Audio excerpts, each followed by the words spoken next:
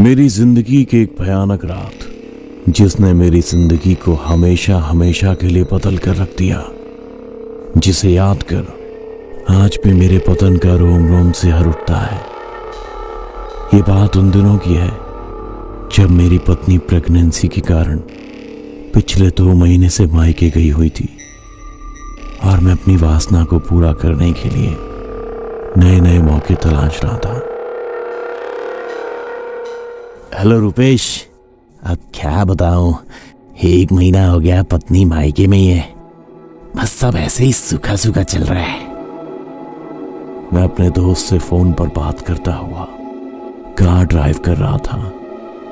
आधी रात के इस पहर में पूरी सड़क सुनसान थी। सच कहूं तो मैं वासना की भूख में अंधा हो चुका था।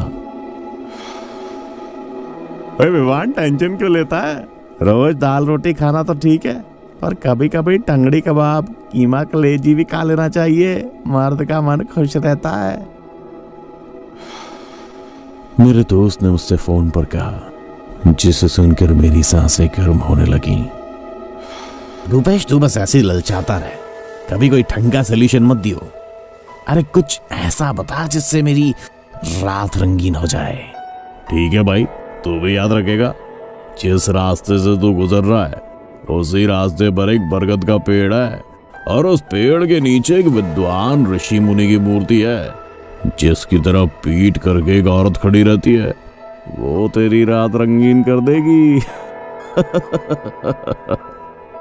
रूपेश की बात सुनकर मैं पहले इस लड़की को अपने ख्यालों में जीने लगा था। सच बताऊं तो मैं अपनी हवस के आगे मजबूर हो चुका था।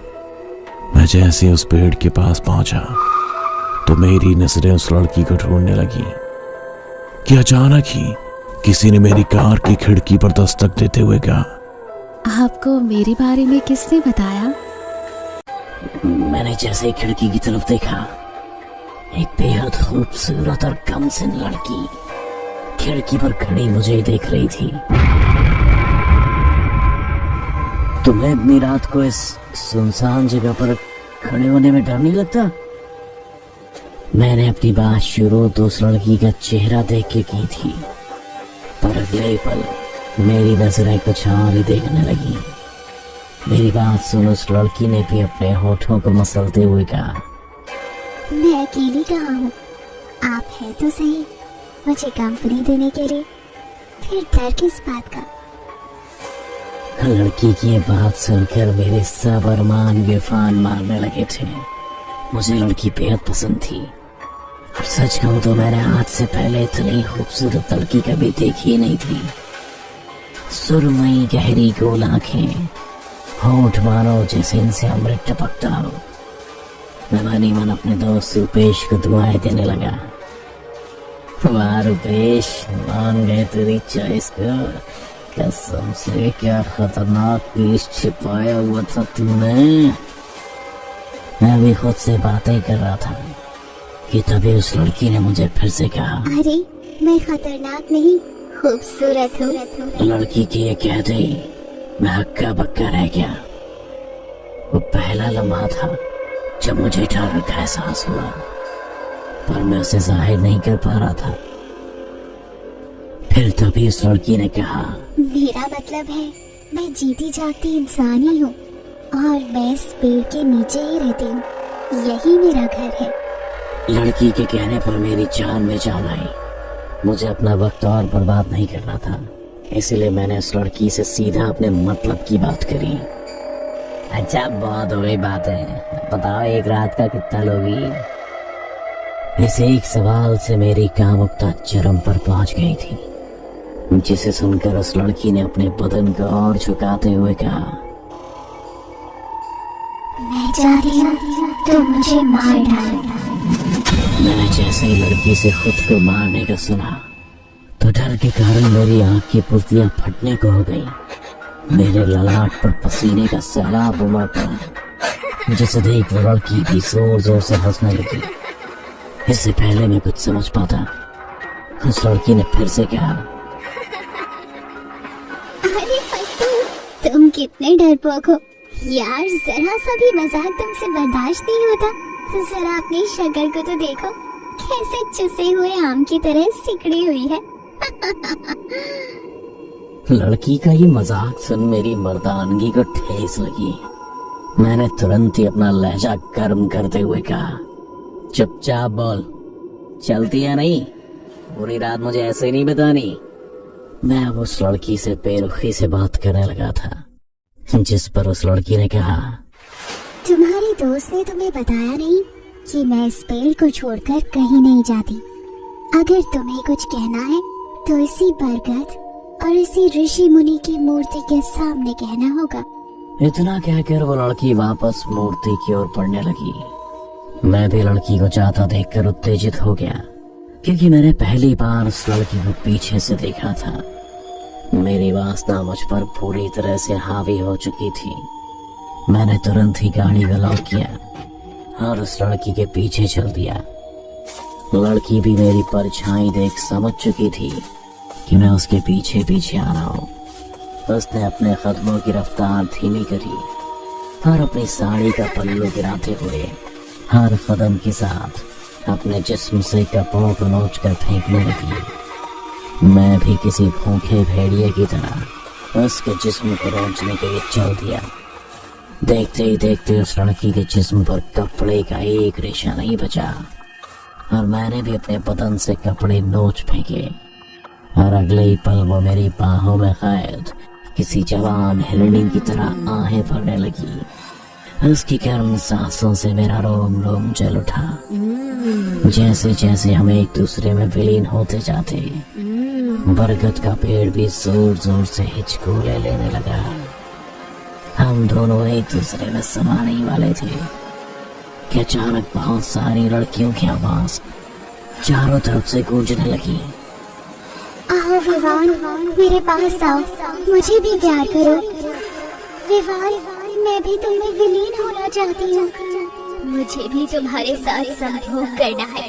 आओ विवान, मेरी प्यास बुझा। मेरा सारा ध्यान तो एक ही लड़की पर था, लेकिन जब मैंने इतनी सारी लड़कियों को बरगद के पेड़ से उल्टा लटकते देखा तो मेरे होश उड़ गए। अंधेरे में उन सब लड़कियों की आंखें किसी पिशाच की तरह चमक रही थी, जिसे देखकर मेरा सारा बदन एकदम से ठंडा पड़ गया। इससे पहले कि मैं कुछ समझ पाता, मेरे ऊपर बैठी उस लड़की के मुंह से भी खून गिरने लगा। तो ये क्या हो गया तुम्हें?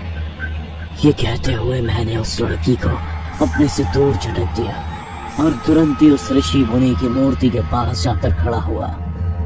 मैं कहता हूँ दूर मुझसे, तुम अगर मेरे पास आने की कोशिश करोगी तो मैं तुम्हें चीर डालूंगा। मैं अपनी धमकियों को उन सबको दूर करने की नाकाम कोशिश करता हुआ ऋषि मुनि की मूर्ति के पीछे छिप गया।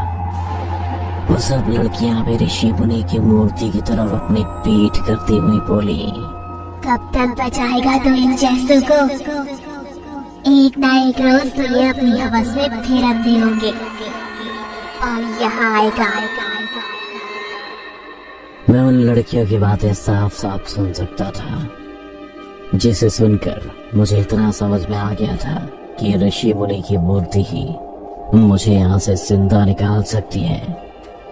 तो मैं तुरंत ही उस मूर्ति को अपने हाथों में उठाकर अपनी कार की तरफ बढ़ ही रहा था कि अचानक ही बरगद की एक डाली मेरी पीठ पर आ गई और मेरे हाथ से गिरते ही ऋषि मुनि की मूर्ति के टुकड़े टुकड़े हो गए।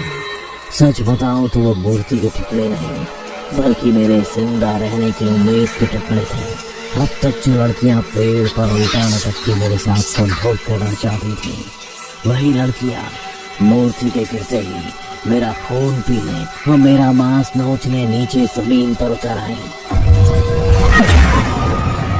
देखते ही देखते उन सब लड़कों ने मेरे जिस्म को नोचना शुरू कर दिया। दर्द के मारे मेरी चीखें खुले आसमान में दूर तक गूंजने लगी। मुझे माफ कर दो, मैं अपनी वासना में अंधा हो गया था। मुझे छोड़ दो, मैं जीना चाहता हूँ। मैं चीखता हुआ सबसे कह ही रहा था, मगर किसी ने मेरी एक नहीं सुनी। शायद जिस तरह मैं अपनी वासना में अंधा हो गया था, ठीक उसी तरह वो लड़की भी मेरे खून की प्यासी हो गई थी। उन्होंने मेरे कमर के नीचे का सारा हिस्सा नोच खाया। ऋषि मुनि के मूर्ति के टुकड़े भी मेरे जिस्म से निकले खून से सराबोर हो चुके थे, और पूरी तरह से मेरे खून से डूबने के बाद अचानक ही वो मूर्ति फिर से जित हो गई, और मूर्ति के जुड़ते ही वो लड़कियां वापस से उसी बरगद के पेड़ पर जा बैठी। ऋषि मुनि, आप कौन है और आपको देखते ही ये लड़कियां कैसे पेड़ पर वापस चली गई? मेरे सवाल से मूर्ति में से निकले रोशनी ने मुझसे कहा, बेटा, ये सब मेरा ही किया हुआ दुष्कर्म है, जिसकी सजा आज तुम्हें भुगतनी पड़ रही है। आज से 1200 साल पहले यहाँ एक वैश्य रहती थी, चारुलता, जिसे कामदेव का वरदान था कि वह हर एक रात के बाद कुमारी और पवित्र हो जाएगी, चाहे वो कितने भी मर्दों के साथ संभोग कर ले। ये बात जब मेरे कानों में पड़ी तो मैंने भी चारुलता को पाना चाहा, लेकिन इस वरदान के साथ श्राप भी जुड़ा था। श्राप? कैसा श्राप? डर से कराते हुए मैंने भी उस रोशनी से पूछा, यही कि हर संभोग के बाद चारुलता से एक बीज उत्पन्न होगा, जो आगे जाकर उसके जितना ही काम उत्तेजित और यौवन से भरपूर होगा। रोशनी को जब मैंने कहते सुना तो मेरे होश उड़ गए। मैंने लड़खड़ाती जुबान से ऋषि मुनि की रोशनी से तुरंत पूछा, तो क्या ये सब तुम्हारी बेटियां है? हाँ, ये सब मेरी ही बेटियां है, जो मेरे सामने पीट करके अनजान मर्दों के साथ संभोग करती है और फिर उन्हें जान से मार डालती है। ऋषि मुनि की बातें मुझे अंदर से चीर गई थी। मेरे बाप बेटी के रिश्ते को यूं तार तार होते पहली बार सुना था। तो फिर आपकी उस चारुलता का क्या हुआ, जिसे मुझे कुंवारी रहने का वरदान मिला था?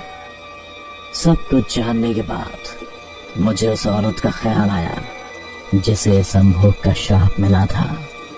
मेरे सवाल पर उस रोशनी ने कहा, मैंने अपनी बेटियों को बहुत समझाने की कोशिश की, पर वो अपनी वासना में अंधी थी, इसलिए मैंने ना चाहते हुए भी चारुलता को श्राप दिया, उसे इस बरगद के पेड़ में कैद कर दिया और खुद को एक पत्थर की मूर्त में बदल दिया, ताकि अनर्थ होने से रोक सकूं। पर मैं हार गया।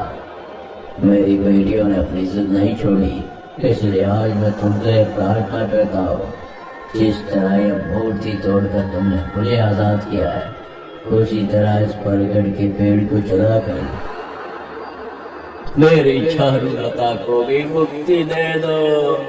इतना कहकर वो रोशनी हवा में गायब हो गई।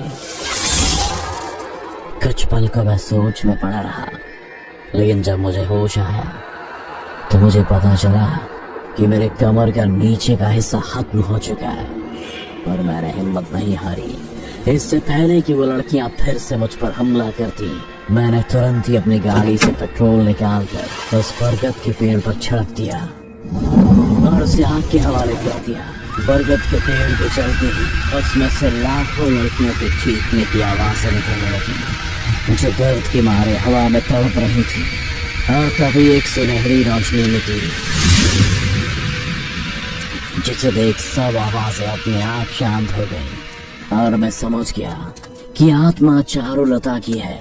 और देखते ही देखते चारुलता के पीछे लाखों लड़कियां भी मेरे सामने हाथ जोड़े मेरा धन्यवाद कर रही थी। मैंने भी उन सब से अपनी हवस में की हुई गलती के लिए माफी मांगी और उन्हें प्रणाम करते हुए अलविदा कह दिया। अभी बरगद के पेड़ की आग कुछ ठंडी हुई थी कि तभी मेरी पत्नी का फोन आया। हेलो विवान, मुबारक हो, लड़की हुई है और मैंने इसका नाम चारुलता सोचा है।